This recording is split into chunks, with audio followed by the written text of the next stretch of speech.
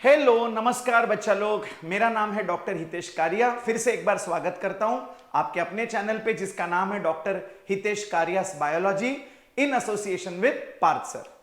ठीक है, हम लोग पढ़ रहे हैं महाराष्ट्र बोर्ड ग्रेड 11 का एनिमल किंगडम एंड उसमें we have completed a certain number of phylum. आपको हमारा टीचिंग अच्छा लग रहा है तो बस आपका लाइक्स हमें देते रहिए और वीडियोस को ज्यादा से ज्यादा शेयर करिए ताकि ज्यादा से ज्यादा बच्चों को इसका फायदा हो सके। ठीक है, चलिए आगे बढ़ते हैं। Now today we will start with a very interesting phylum and very very important phylum. The name of this phylum is phylum Mollusca. ठीक है, मतलब सी जब हम छोटे थे और हमारी टीचर जब हमें ये सिखाती थी तो हमें नाम बड़ा फनी सा साउंड करता था, मोलस्का, आर्थ्रोपोडा, इकाइनोडर्माटा। ठीक है, but that's how these groups have been named due to the feature which is matching with the name. Are you getting this? चलिए अब जानने की कोशिश करते हैं कि इस फाइलम को मोलस्का नाम क्यों दिया गया है। See, the word mollusca comes from the word mollis, okay? and mollis का मतलब होता है सॉफ्ट। अब आप बोलोगे सर इसमें सॉफ्ट क्या क्या कनेक्शन है? तो all animals belonging to phylum mollusca, they are very soft bodied animals. Okay, so this phylum, I am writing the first point here, this phylum includes all soft bodied animals.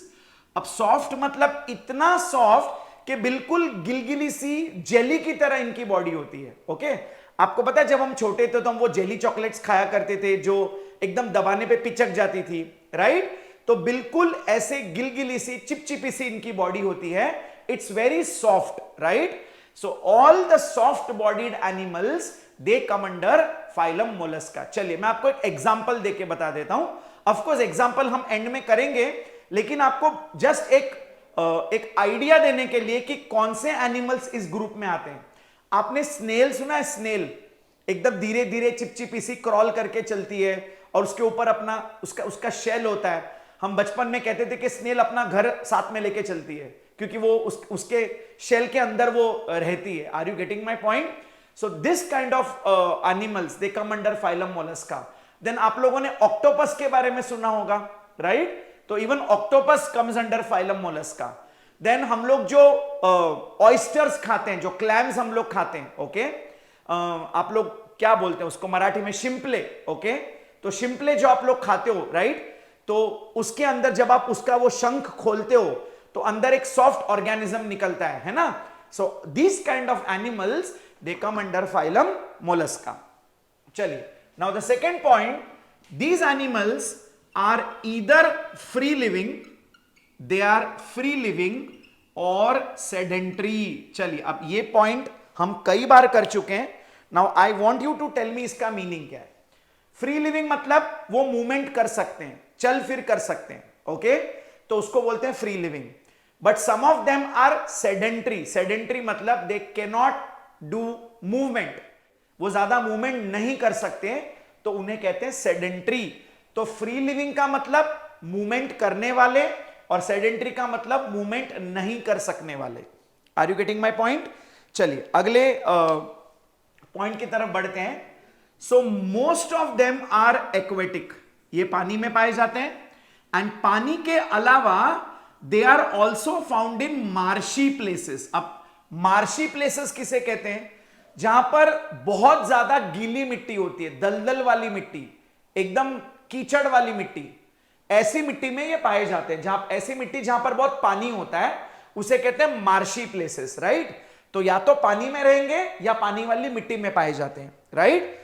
And also a few of them are terrestrial. अब aquatic मतलब living in water और terrestrial का मतलब है they are found on land, but very few of them are terrestrial, most of them are aquatic. I hope this is clear. चलिए अब हम इनके बेसिक जनरल फीचर्स की बात करते हैं जो हम सारे फाइलम में पढ़ते हैं। अगर हम इसकी बॉडी प्लान की बात करें, ओके, अब बॉडी प्लान में हम क्या देखते हैं कि इनका डाइजेस्टिव सिस्टम कैसा है, इनकी एलिमेंट्री कैनाल कैसे ऑर्गेनाइज्ड है, इसी को हम कहते हैं body plan.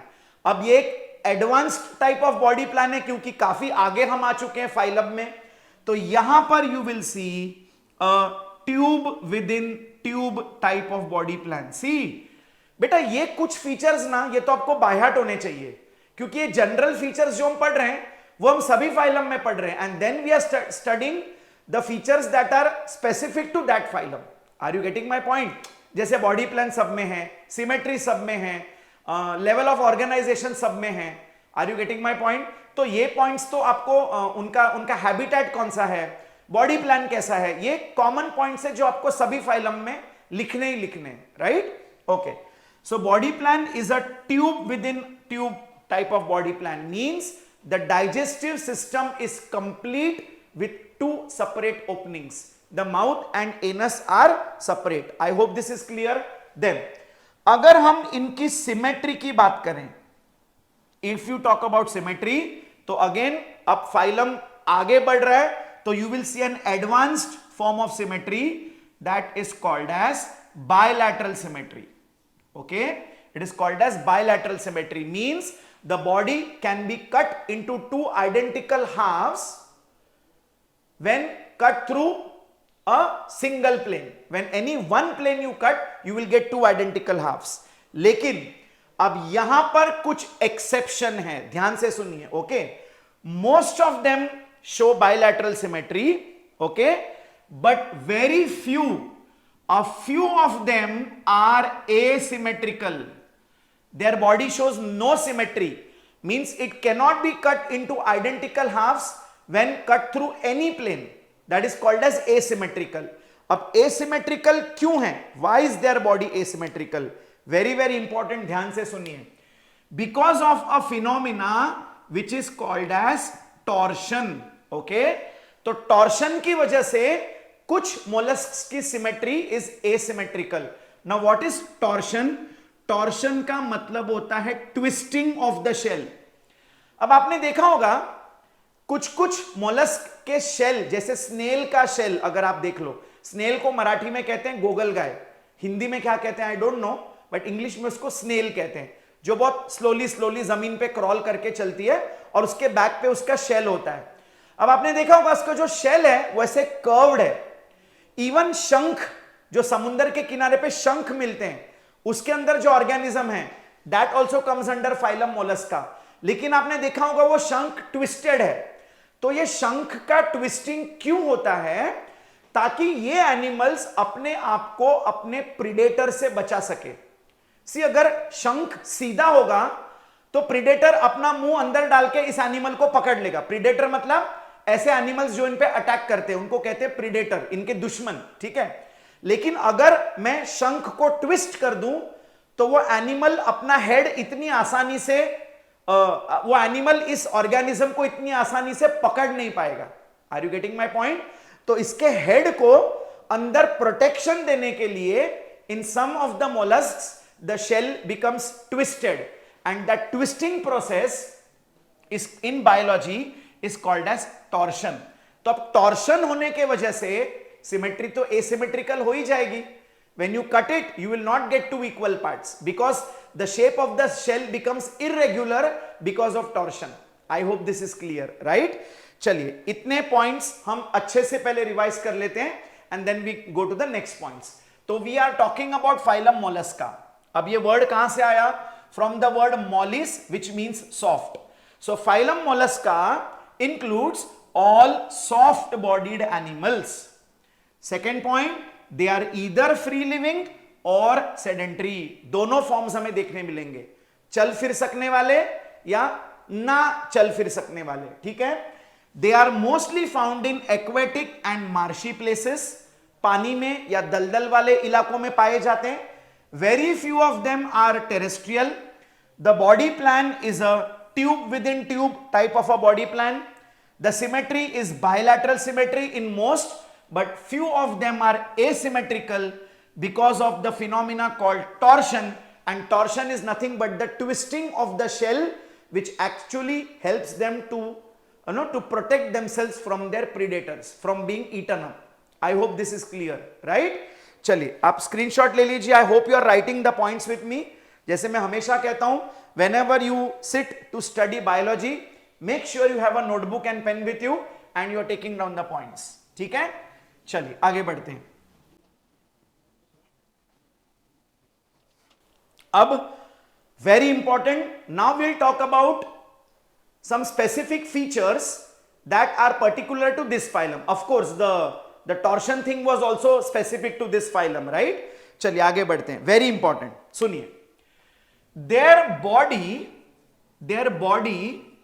is divisible into 3 parts. आपको इनके बॉडी में 3 पार्ट्स देखने मिलेंगे, ध्यान से सुनिए. The first one is the head. The second part is called as the visceral mass. Okay, it is called as the visceral mass, and the third part is called as a muscular foot. Okay, so इनकी body 3 parts में divided है. चलिए आपको draw करके बता देते हैं. Very important, हम एक ही डायग्राम बनाएंगे और सारे फीचर्स हम उसी डायग्राम में पढ़ लेंगे. वेरी इंपॉर्टेंट, ठीक है. चलिए ध्यान से सुनिए. The animal would look something like this. देखिए, तो ये होगा इसका हेड आगे and on the anterior side. Now head के ऊपर जो पीठ की जगह है, this part is called as the visceral mass. ठीक है, इसे हम कहते हैं विसरल मास. एंड नीचे की तरफ दे हैव अ फुट. उनके पास एक ही फुट होता है लोकोमोशन करने के लिए. That is called as the muscular foot. I hope this is clear. और इसे हम ज्वाइन कर देंगे. And this is the eye. They have very prominent eyes, very well developed eyes. ठीक है, एंड ये होगी उसकी डाइजेस्टिव सिस्टम. ये देखिए, this mouth is called as the buccal cavity. Buccal cavity means the oral cavity, and that continues, the buccal cavity continues as the digestive system. तो देखिए, ये इसका digestive system है. And here at this end will be the anus. So this is the digestive system and here is the anus. So देखिए एक बार, this portion. Okay, तो ये जो आगे वाला पार्ट है इसे हम कहते हैं हेड. ओके, और इसके पीठ के ऊपर ये वाला जो एक प्रोमिनेंट बल्जिंग पार्ट है इसे कहते हैं विसरल मास, और it is also called as the visceral hump. अभी इसे विसरल मास क्यों कहते हैं? विसेरा का मतलब होता है ऑर्गन्स.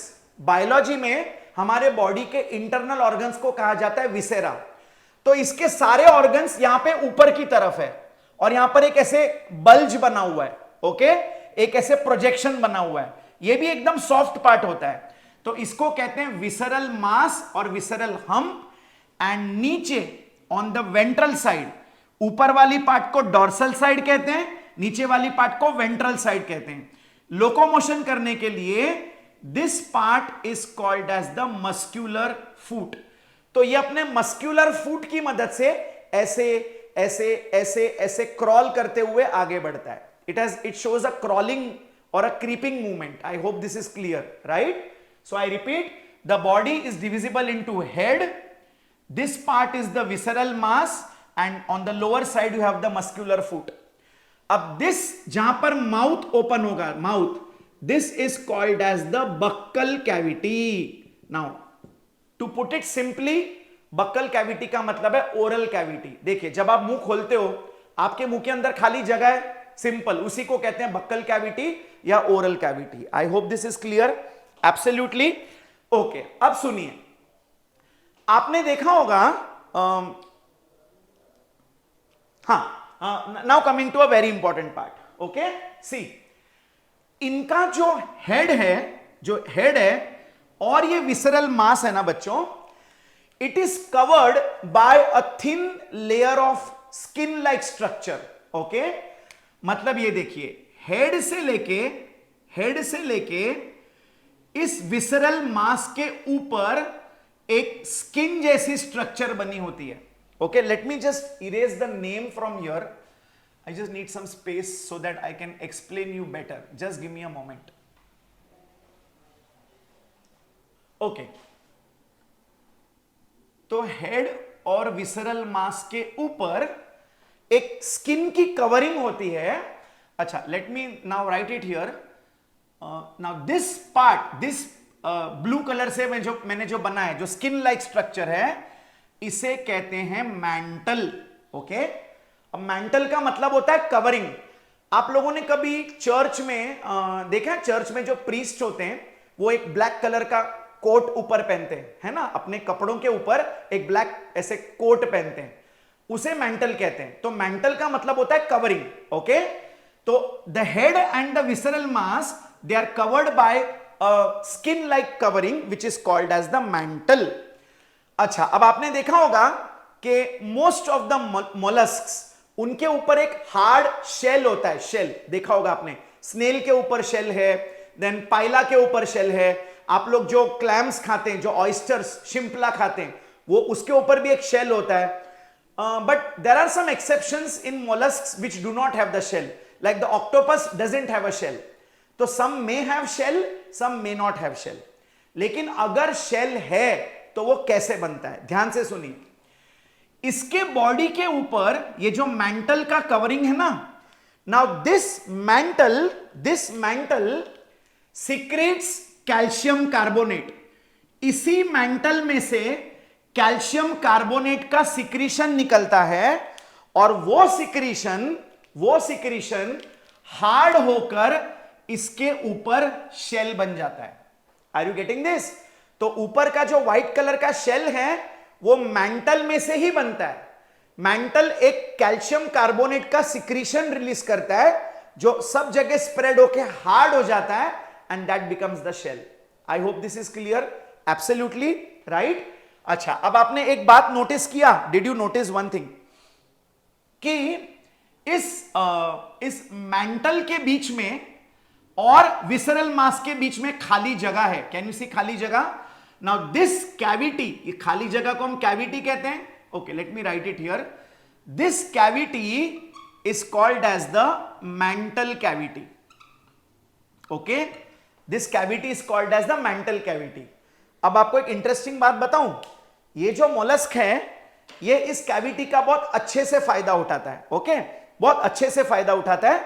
ध्यान से सुनिए, वेरी वेरी इंटरेस्टिंग. देखिए, अब ये जो कैविटी है ना, ये पानी में रहता है, इट्स एक्वेटिक. तो यहां से इस कैविटी में पानी अंदर आता है और यहां से पानी बाहर जाते रहता है. तो continuous water is coming inside and going out, coming inside and going out. Okay, तो वाटर का इनपुट आउटपुट चालू रहता है, राइट. तो अब ये क्या करता है, ध्यान से सुनिए. इस मेंटल कैविटी में इनकी गिल्स पड़ी है, यहां पर इनकी गिल्स पड़ी होती है. और ये जो गिल्स है ना बच्चों, ये फेदर लाइक गिल्स होती है. It looks like a feather. ठीक है, ये एक पंख तो नहीं बोलते हैं हिंदी में.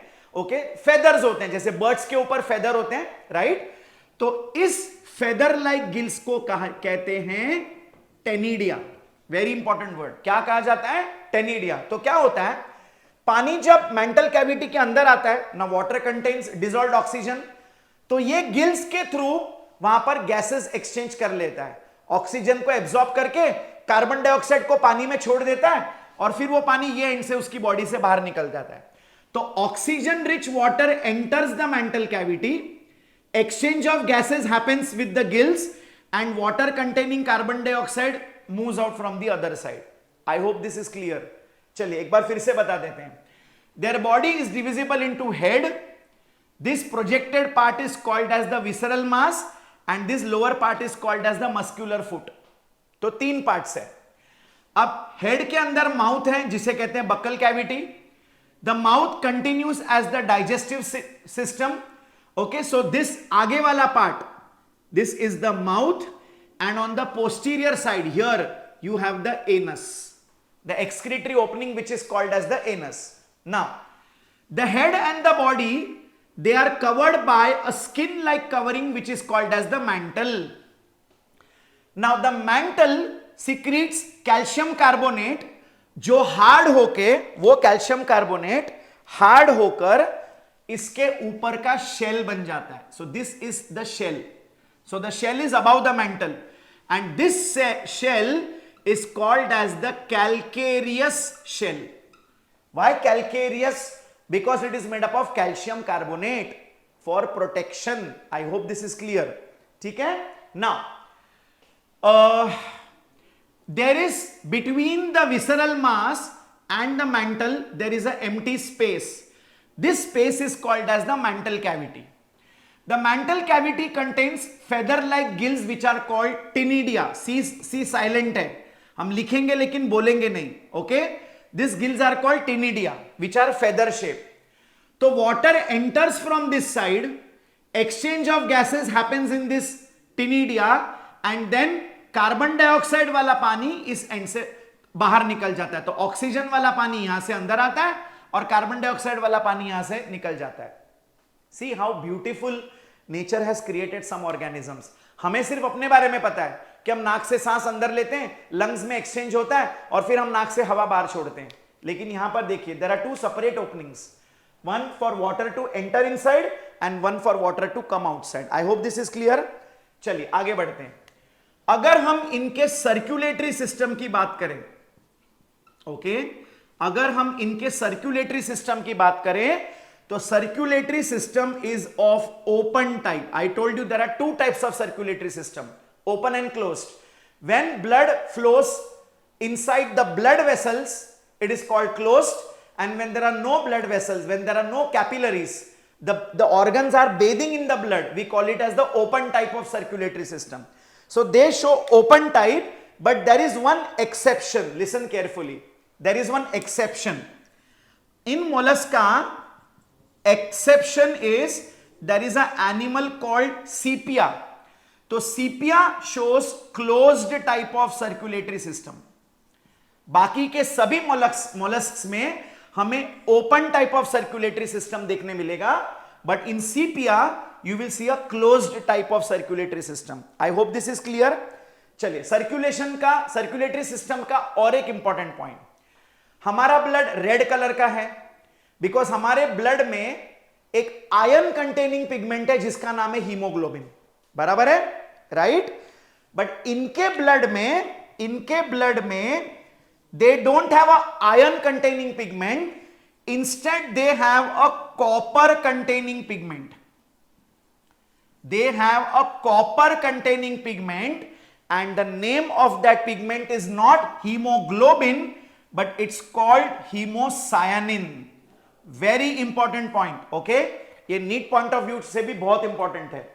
So their blood contains a copper containing respiratory pigment instead of iron containing, and it's called hemocyanin.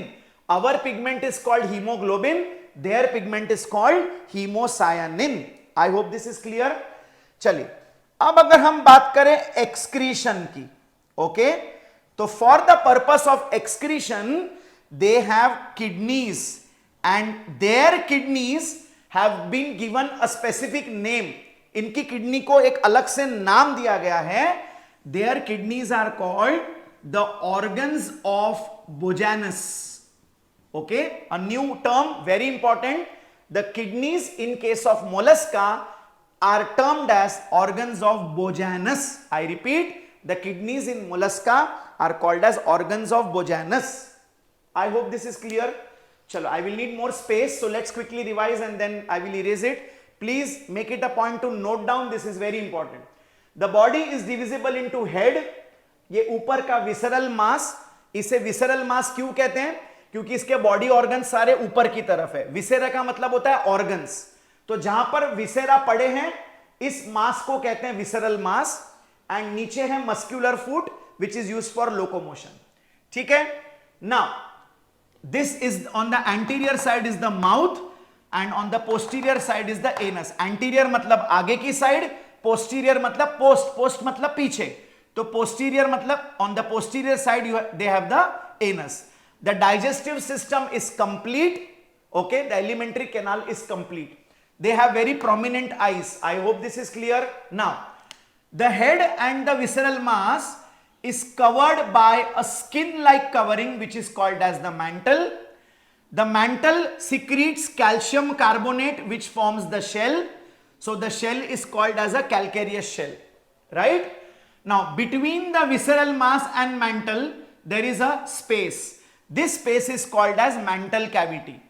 The mantle cavity contains feather like gills which are called as ctenidia, which are used for respiration or gaseous exchange. So water will enter from this side, the gills will help in exchange of gas, and then the water containing carbon dioxide will leave from this side. I hope this is clear, right?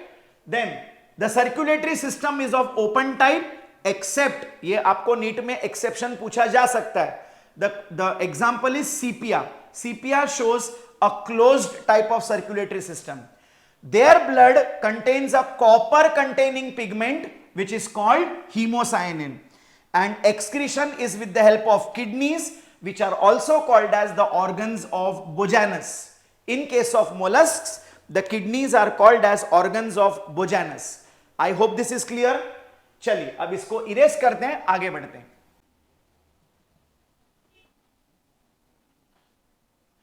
Okay, now listen very carefully. तो हमने circulatory system देख लिया, हमने excretory system देख लिया. Now let us talk about the nervous system. Very interesting. इनका nervous system, let me write it down, is made of 3 pairs of ganglia.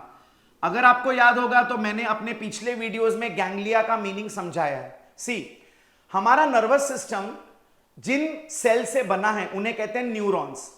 तो neurons के ऊपर का जो सेंट्रल पार्ट है, ऊपर का पार्ट जहां से डेंड्राइट्स निकलते हैं, उस पार्ट को कहते हैं cell body. So the collection of cell bodies of many neurons, जब काफी न्यूरॉन्स के सेल बॉडीज एक साथ जमा होते हैं तो उससे जो स्ट्रक्चर बनता है उसे कहते हैं गैंग्लिया.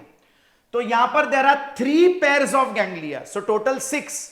ओके, पेयर में है, so there are 3 pairs of ganglias, and this ganglia are connected, they are interconnected. ये जो गैंग्लिया है ये आपस में इंटरकनेक्टेड. अब किससे इंटरकनेक्टेड है? By commissures and connectives. अब कमीजर्स क्या है? ये वो बैंड ऑफ टिश्यू है जो इन गैंग्लिया को कनेक्ट करता है. It's just a band of connective tissue.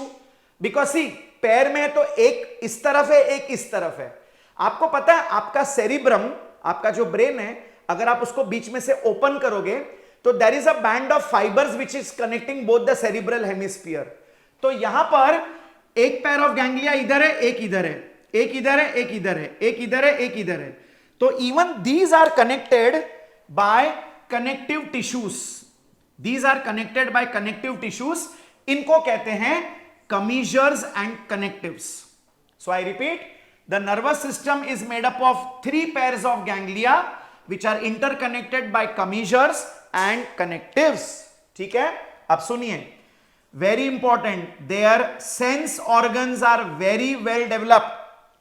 Okay, अब देखिए कौन से सेंस ऑर्गन्स है. सबसे पहला मैंने बताया eyes. Okay, the eyes are very developed. Then some of them even have tentacles. आपने ऑक्टोपस को देखा है, बीच में ऐसा बलून जैसा है और नीचे उसके जो वो टेंटेकल्स जैसे नीचे की तरफ होते हैं, right? So those projections are called as tentacles, right? And some of them also have a very interesting sense organ. ध्यान से सुनिए इसके बारे में. उन्हें कहते हैं ऑस्फ्रेडिया. The sensory organs are called ऑस्फ्रेडिया. अब आपको एक इंटरेस्टिंग चीज बताऊं. सी, ये पानी में रहते हैं, बट पानी तो पोल्यूटेड भी हो सकता है ना. पानी में तो बहुत सारी इंप्यूरिटीज आती रहती है. तो in the water there are some regions which may be pure and there are some regions which may be having lot of impurities. So you know they can test the purity of water. ये water की purity को जांच सकते हैं कि उस area का पानी कितना शुद्ध है और कितना अशुद्ध है. तो उस प्यूरिटी को जांचने के लिए nature has given them special sense organs which are called osphragdia. Very, very important. So there are three types of sense organs: the eyes, the tentacles, and osphragdia. I hope this is clear. Absolutely. चलिए आप इतना points लिख लीजिए. I repeat once again. The nervous system is made up of 3 pairs of ganglia. It is interconnected by commissures and connectives. The sense organs are eyes, tentacles, and osphragdia. अच्छा, osphragdia are used to test the purity of water. उनके आसपास का पानी कितना शुद्ध या अशुद्ध है उसकी जांच करने के लिए they have this organ which is called osphragdia. ठीक है. चलिए बच्चों, there is one point which I just missed out to tell you when it comes to the buccal cavity. Okay, चलिए पहले वो बता देता हूं. It's very interesting. बहुत मजा आएगा आपको ये सुनने में. See, ये इनका बक्कल कैविटी है, राइट. अब इनके बक्कल कैविटी में हमारे मुंह के अंदर दांत हैं जिससे हम फूड को काटते हैं, फूड को चबाते हैं. ध्यान से सुनिएगा. अब इनके पास ना दांत नहीं है. दांत के जगह पर दांत के जगह पर here inside the buccal cavity they have a rasping organ. Okay, और इस rasping organ को कहते हैं radula. Very important, rasping organ. अब ये rasping organ क्या होता है पता है? एक ऐसा स्ट्रक्चर है जिसमें से कंघी जैसे दांत लगे होते हैं. हमारी कोम्ब होती है जिसमें से स्पाइक होते हैं. तो इनके अंदर मुंह में ना एक ऐसा कंघी जैसा ऑर्गन है जिसमें स्पाइक्स लगे हैं और इसको कहते हैं रेड्यूला. अब पता है ये क्या करता है? मानो ये पानी में घूम रहा है और किसी रॉक के ऊपर कोई खाना चिपका हुआ है, कोई फाइटोप्लैंक्टन है, कोई प्रोटोजोआ चिपका हुआ है, एकदम चिपका हुआ, और इसको उसे खाना है.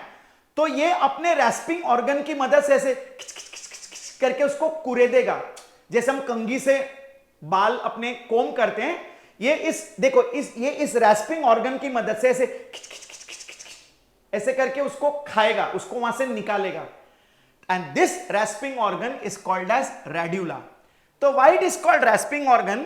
The sound that it makes, जब वो कुरेदने का आवाज आता है ना, that sound is called as the rasping sound.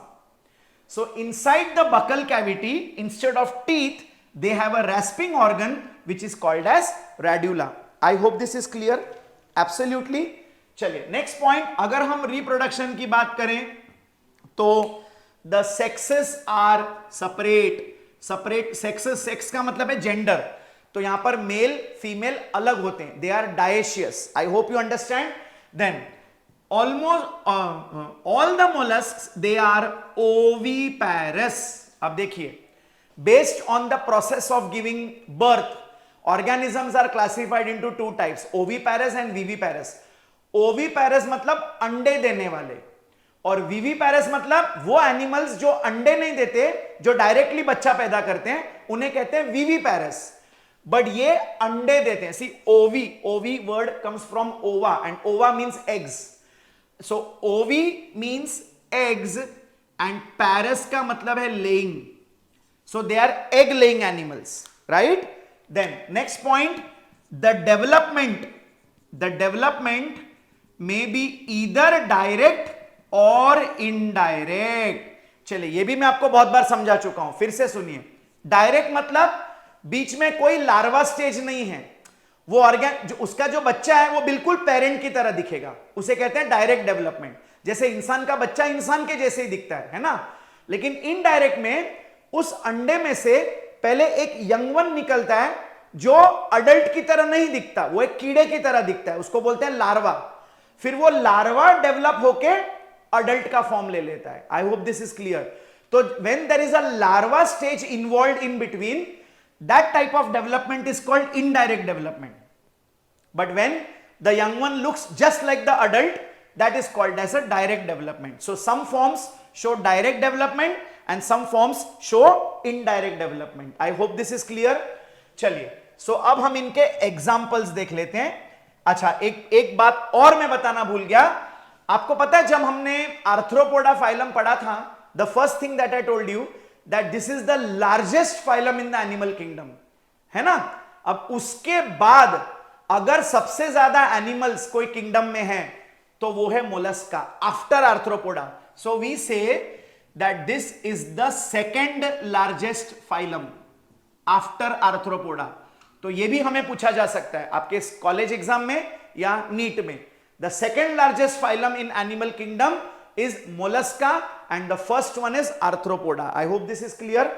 चलिए हम कुछ एग्जांपल्स देख लेते हैं हम लोग यहां पर. The first one is Pila. Okay, the first example is Pila. The second one is called as bivalve. Bivalve is the शिंपला that you eat. Okay, sea food में एक शिंपला नाम का एक एनिमल जो आप खाते हो उसे कहते हैं बाइवाल्व. ओके, उसे कहते हैं bivalve. The third one is called as octopus. अब पाइला और बाइवाल्व के पास शेल है पर octopus does not have a shell. Octopus has the tentacles. I told you the shell may or may not be present. ठीक है. Then the next example is sepia. Just I told you sepia is one exception which shows closed circulatory system. बाकी सबके पास open circulatory system है. ठीक है. Then the next one is chaetopleura. The next one is Chaetopleura. Okay, Chaetopleura is also called as chiton. Chaetopleura को ही chiton नाम से भी जाना जाता है. Okay, I hope this is clear. Then the next example is pink tada. The biological name is pink tada. अब आपको पता है pink tada क्या है? यही है आपका pearl oyster.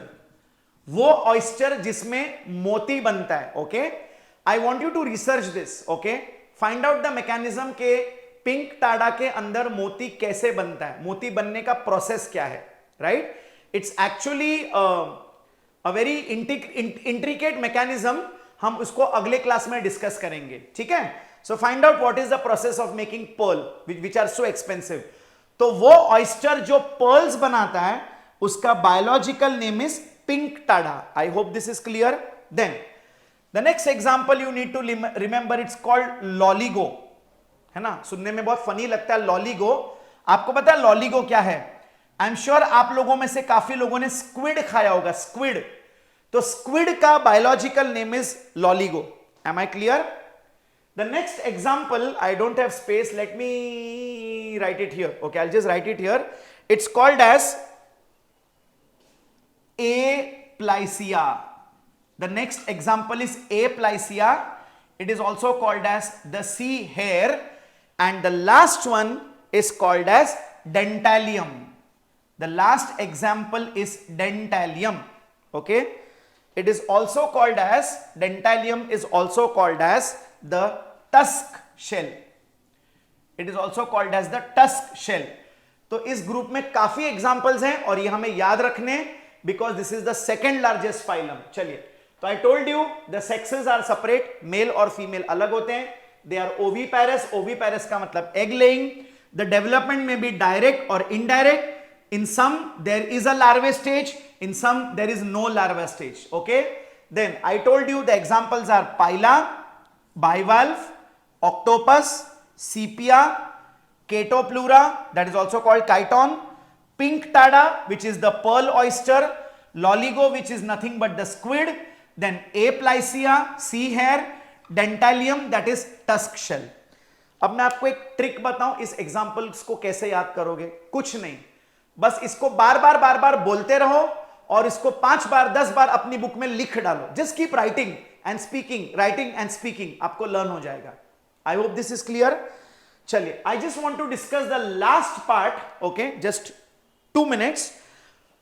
सी, ये जो फाइलम है इसका काफी इकोनॉमिक इंपॉर्टेंस है. जैसे हमने आर्थ्रोपोडा में भी पढ़ा था, बीज, हनी बीज हमें हनी और वैक्स देती है.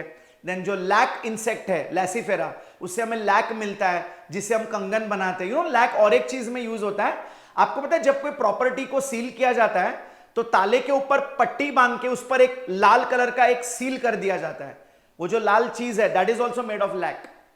ओके, मैं उस लेक्चर में आपको बताना भूल गया था. राइट. चलिए, अब इसका let us understand the economic importance of mollusks. Now what is the meaning of economic importance? हम इससे पैसा कैसे कमा सकते हैं? तो जैसा कि मैंने बोला, the pearl oysters, that is Pinctada, they are responsible for giving us pearls. Pearls मतलब मोती, मोती के हार जिससे बनते हैं, right? Then many of the molluscs are edible. Edible मतलब उन्हें खाया जाता है. तो जब फिशिंग की जाती है तो फिश के साथ साथ इन्हें भी पकड़ के बेचा जाता है, right? Many of them are edible. And इनके जो शेल्स हैं, now listen to this very important point, okay? इनके जो शेल्स हैं, मैंने आपसे क्या कहा? The shell is a calcareous shell, मतलब it is made up of calcium carbonate. तो इनके shells are a very rich source of calcium. Okay, तो आपको पता है डॉक्टर्स जब हमारे बॉडी में कैल्शियम की डेफिशिएंसी हो जाती है तो डॉक्टर्स हमें कैल्शियम के टैबलेट्स लिख के देता है. So these calcium tablets are usually made from the shells of molluscs, क्योंकि उनमें काफी कैल्शियम होता है, राइट? तो इसी के साथ हमारा फाइलम मोलस्का यहीं पर समाप्त होता है. We have covered every point, not just from your Maharashtra board book but even from the NEET point of view, right? I hope. अच्छा, बच्चों को ये फाइलम थोड़ा डिफिकल्ट लगता है, बट आई एम श्योर ये वीडियो देखने के बाद आप लोगों को ये फाइलम बिल्कुल डिफिकल्ट नहीं लगेगा, right? So thank you so much. It was nice being with you all. मिलते हैं अगले लेक्चर में with the next phylum. Till then के लिए take care, bye bye and God bless.